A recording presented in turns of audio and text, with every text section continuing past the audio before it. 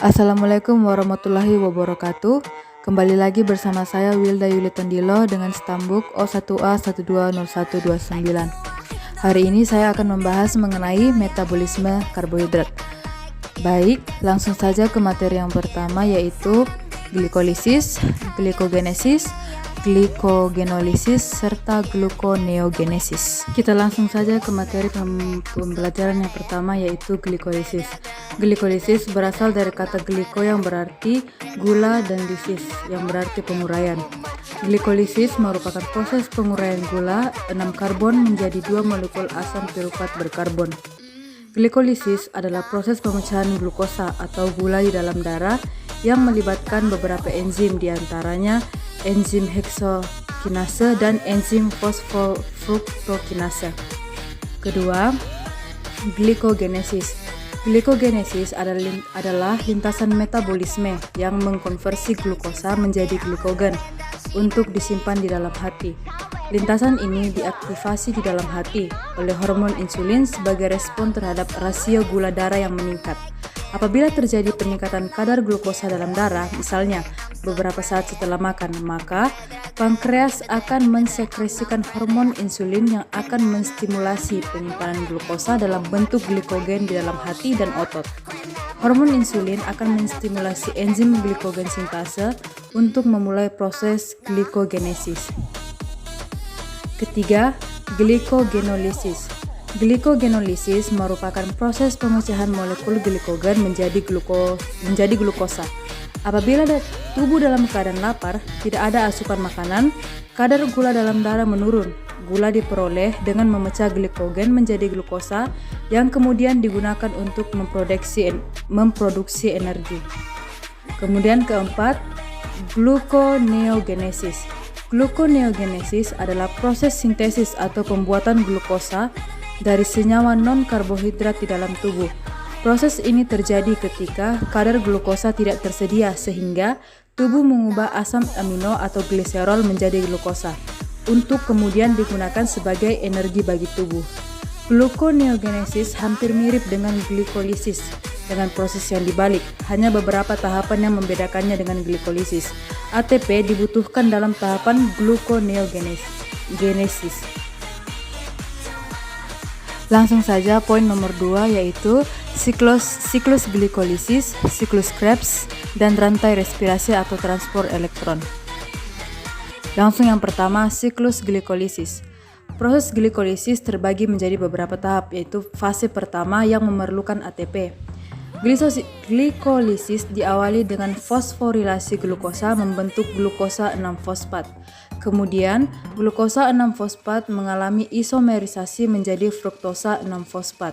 Lalu, fruktosa 6-fosfat mengalami fosforilasi menjadi fruktosa 1,6-fosfat.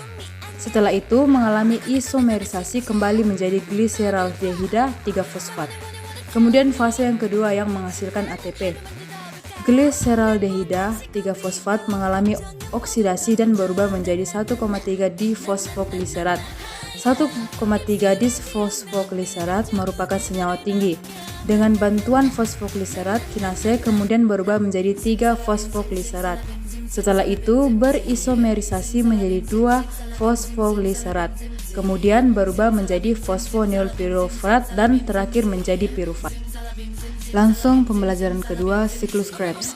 Siklus Krebs merupakan serangkaian reaksi kimia yang terjadi pada sel hidup untuk menghasilkan energi dari asetil-CoA. Perubahan dari asam pirufat hasil glikolisis.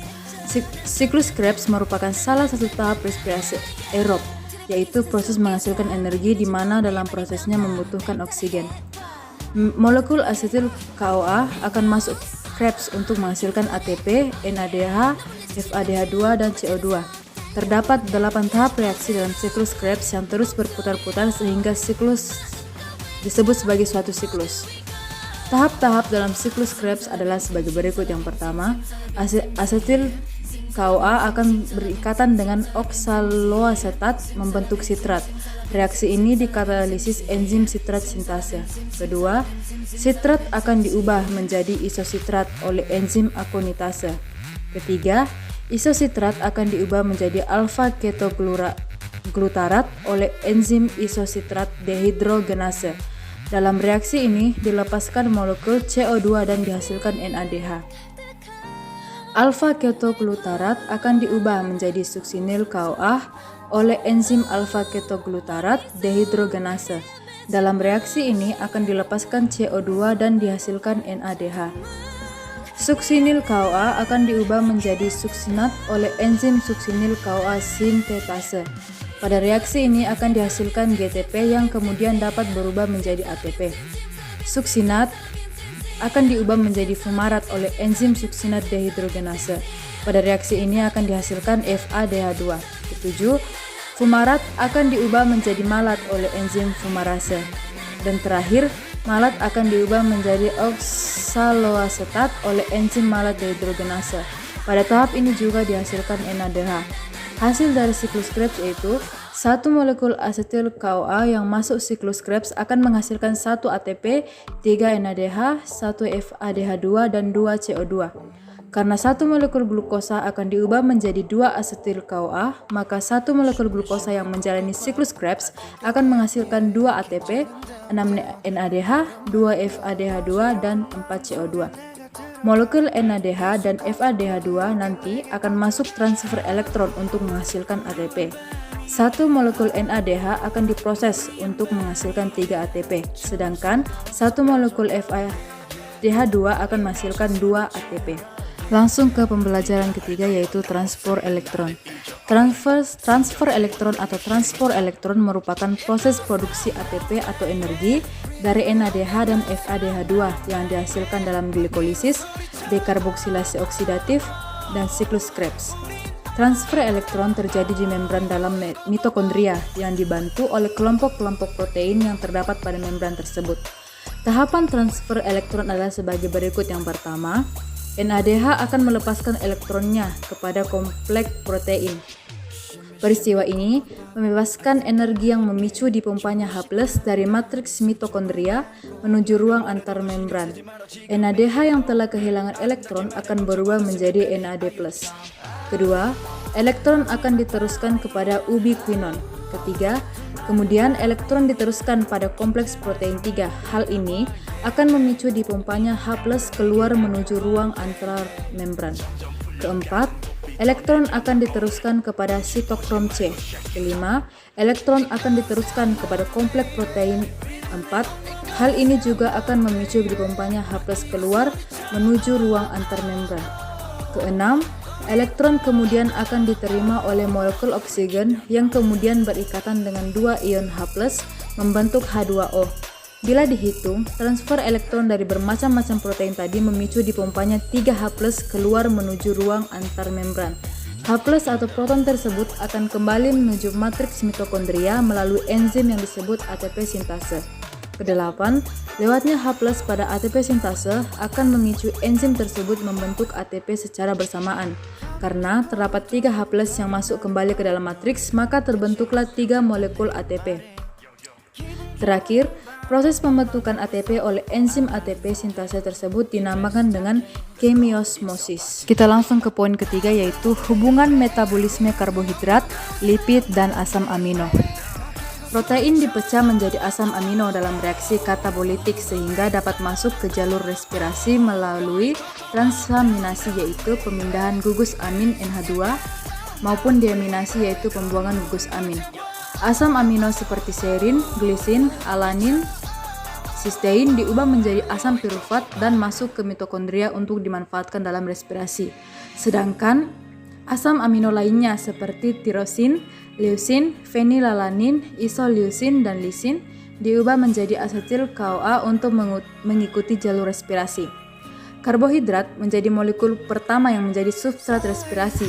Jika karbohidrat habis, maka lemak yang akan dioksidasi, dan jika keduanya telah habis, maka protein akan dibongkar menjadi asam amino untuk dioksidasi.